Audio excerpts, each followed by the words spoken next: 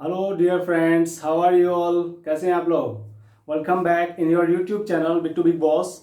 Today I am presenting before you a new topic with a new topic.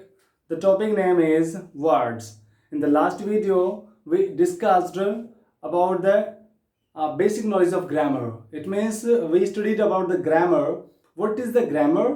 How we can use the grammar in the literature.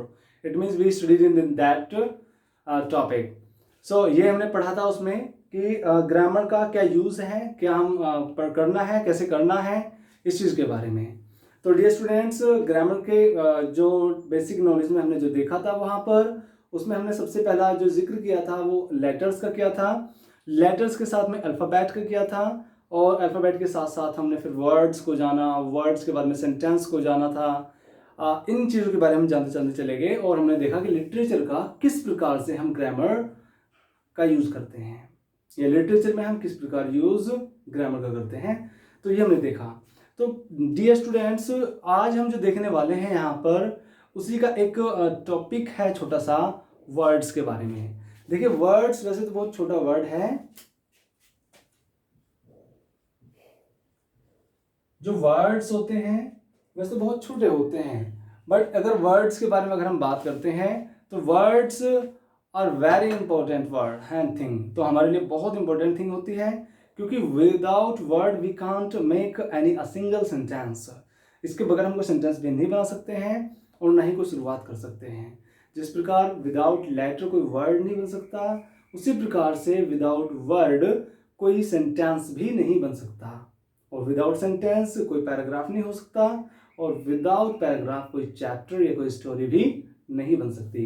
तो dear students, आज ऐसे हम देखते हैं कि words क्या होते हैं, क्या क्या नाम होते हैं इनके, क्या इनके कोई नाम भी होते हैं. तो हाँ my dear friends and students also, कि इनके नाम होते हैं. कैसे कैसे नाम होते हैं तो नाम देख लेते हैं. सबसे पहला नाम जो आता है यहाँ पर, हमारा जो नाम होता है सबसे फर्स्ट ऑफ ऑल वो होता है, हम बात जानते हैं नाउन से, क्योंकि हम जानते हैं all naming words are called noun. जिन शब्दों का नाम होता है वो नाउन कहलाते हैं. अब नाउन से दूसरा जो वर्ड होता है, इसी की प्लेस पर जो वर्ड यूज किए जाते हैं, दैट्स कॉल्ड प्रोनाउन. वो क्या होते हैं? प्रोनाउन होते हैं. कुछ वर्ड्स वर्ब्स होती हैं. तो जैसे नंबर थर्ड पर हम क्या पढ़ते हैं? वर्ब्स को पढ़ लेते हैं अभी.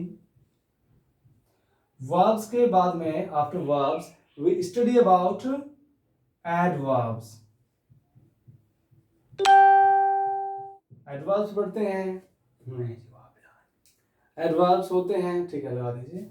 और नंबर फाइव पे पढ़ेंगे हम यहां पर एडजेक्टिव.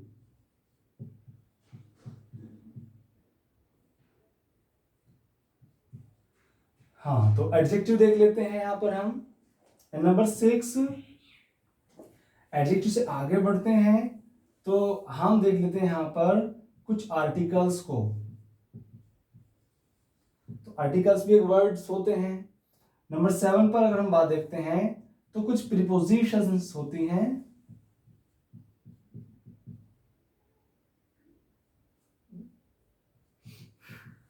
तो students, without prepositions and articles uses we can't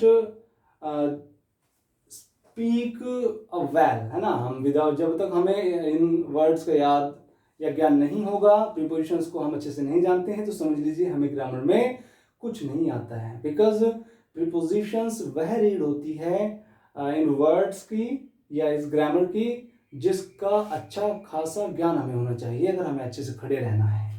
यदि हमें अपनी अच्छी स्पोकन बनानी है या अच्छी ग्रामेटिकली वर्क हमें अच्छा करना है, तो we have to know about the prepositions very well and as well as articles also. ठीक है. एंड नंबर 8 पे हम देखते हैं कंजंक्शंस के बारे में.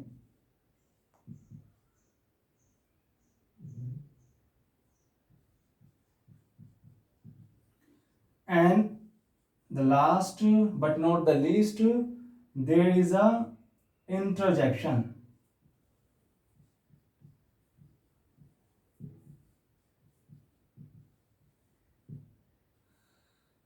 कंजंक्शंस होते हैं और इंटरजेक्शंस होते हैं, वर्ब्स, एडवर्ब्स, नाउन्स, प्रोनाउंस, चलो नाउन्स और प्रोनाउंस सभी को प्लूरल में देख लेते हैं, एडजेक्टिव्स ये भी देख लेते हैं, ठीक है। तो डियर फ्रेंड्स, ये जो होते हैं हमारे सब क्या होते हैं, ये हमारे कैसे वर्ड्स होते हैं। आप देख लीजिए, चाहे जिस भी, अगर आपको थोड़ा बहुत ज्ञान हो, आप लोगों ने पढ़ा हो इसके बारे में, जो कॉम्पिटिटर्स होते हैं वो तो अक्सर पढ़कर आते हैं, क्या ये वर्ड्स होते हैं? तो हाँ, ये सभी वर्ड्स होते हैं, यही सबका आंसर आएगा। तो स्टूडेंट्स देख लीजिए, nouns, pronouns, verbs, adverbs, adjectives, articles, prepositions, conjunctions and interjections. तो ये सभी क्या होते हैं, वर्ड्स होते हैं, इनका नाम होता है।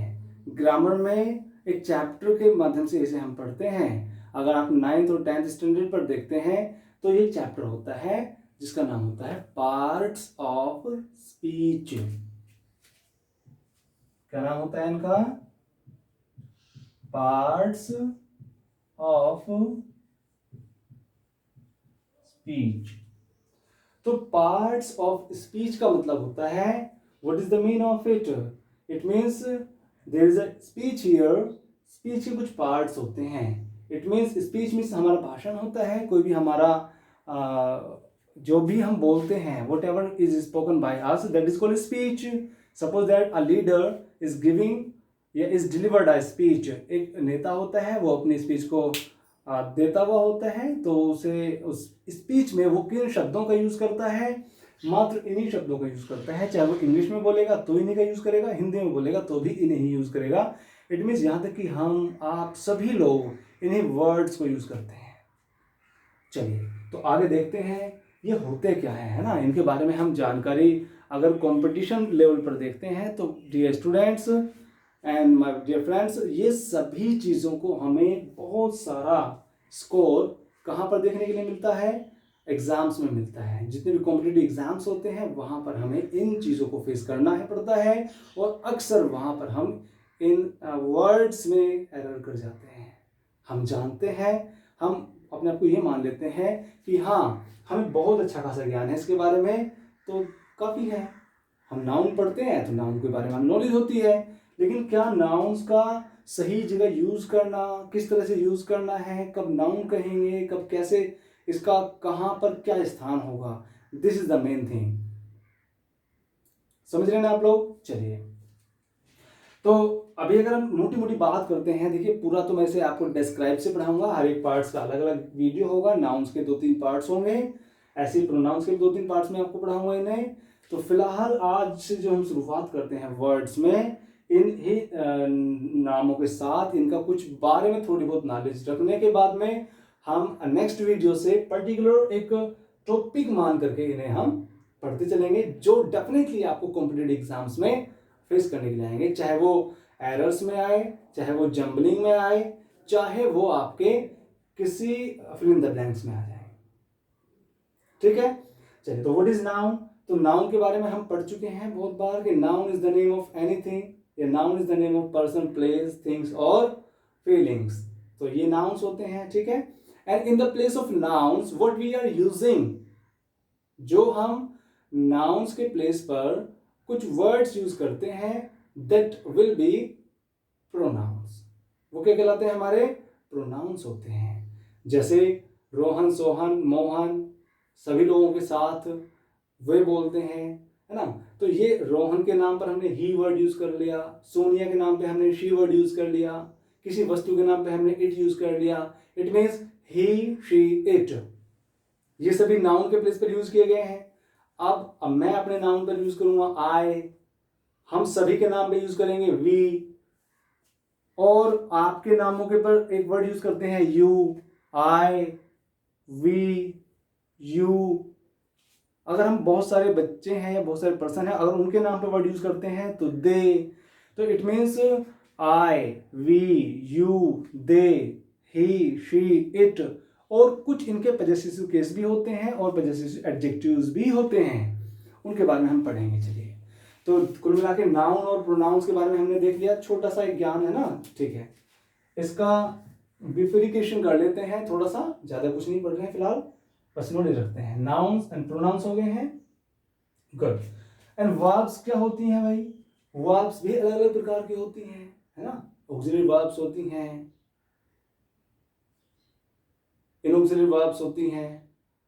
तो ये जो वर्ब्स होती हैं ये कैसे होती हैं? कुछ हेल्पिंग वर्ब्स होती हैं, कुछ एक्शंस होते हैं। तो जो हमारे एक्शंस होते हैं या हेल्पिंग वर्ब्स होती हैं तो वही वर्ब्स होती हैं। एक्शन जैसे खाना पीना उठना बैठना, ये मेन वर्ब होती हैं, या इसे हम एक्शन बोलते हैं। एक्शन और एक्शन के बारे में हमने पढ़ लिया पहले ही, गुड।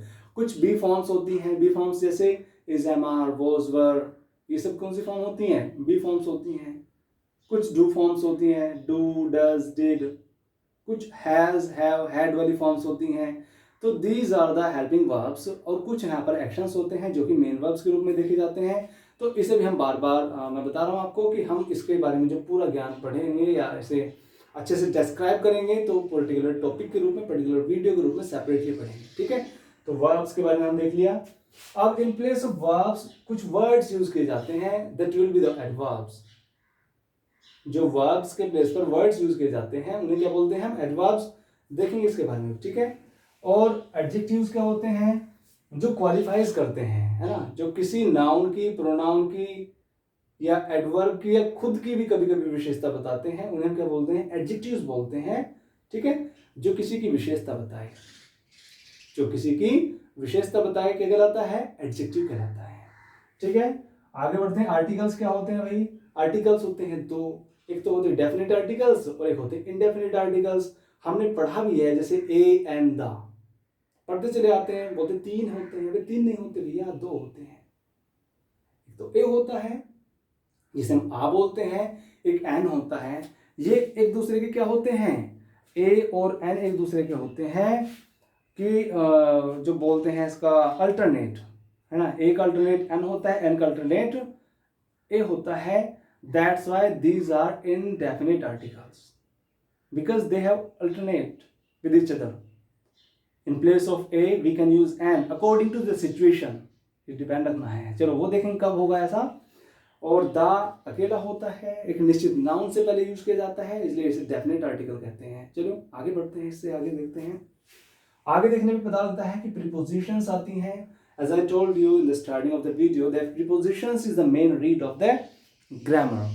तो भाई ग्रामर की जो मेन रीड मानता हूं मैं, तो भाई प्रीपोजिशंस को मानता हूं। बच्चे अक्सर बहुत बड़े बड़े कॉम्पिटिटिव एग्जाम्स में क्या होता है, इसको गलत करके आते हैं। प्रीपोजिशंस का अच्छा खासा ज्ञान ना होना हमारे लिए हार्मफुल होता है किसी भी कॉम्पिटिटिव एग्जाम्स में। तो ठीक है, प्रीपोजिशंस पढ़ेंगे हम। जैसे प्रीपोजिशंस आप जानते हैं, इन होता है, ऑन होता है, एट, विद, ये सब क्या होती हैं? प्रीपोजिशंस होती हैं। फ्रॉम। आगे देखते हैं कंजंक्शंस के बारे में। तो डियर स्टूडेंट्स, कंजंक्शंस का मतलब होता है जोड़ना, टू कनेक्ट द नाउन्स और या किसी भी सेंटेंस को या क्लोजेस को जब जोड़ते हैं तो वो किसके द्वारा जोड़ते हैं? कंजंक्शंस के द्वारा जोड़ते हैं, ठीक है। तो ये कंजंक्शंस होते हैं। And in the last but not the least there is a conjunction, किस बाद में आता है? इंटरजेक्शन। तो इंटरजेक्शंस जो होते हैं डियर फ्रेंड्स, इंटरजेक्शंस वो वर्ड्स होते हैं जो किसी दुख को, खुशी को व्यक्त करते हैं, अलास, हुर्रे, सरप्राइज वर्ड्स होते हैं।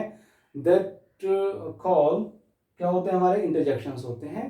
तो आज की वीडियो में हमने देखा कि वर्ड्स क्या होते हैं। छोटी सी वीडियो थी एक, आपके समक्ष मैंने आपको इसे प्रस्तुत किया।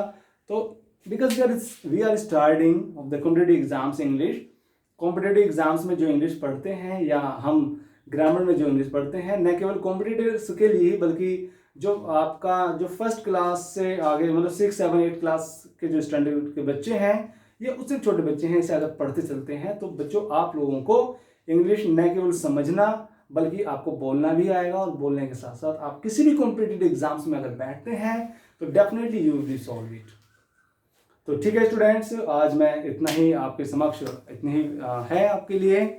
और मैं चाहूँगा इन द नेक्स्ट वीडियो आप बिल्कुल अपडेट रहें। और इसी के साथ साथ आई वुड लाइक टू से थैंक्स एंड मैं लास्ट में कहना जरूर चाहूँगा कि प्लीज़ जो हमारी वीडियो है इसको सब्सक्राइब करें, शेयर करें और इसको बेल आइकन को भी आप दबाएं ताकि इन फ्यूचर आप हमारी वीडियोस का नोटिफिकेशंस प्राप्त करते रहें।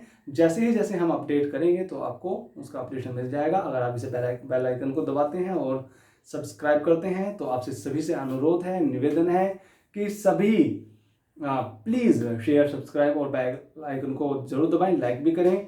Thank you so much, have a nice day, thank you.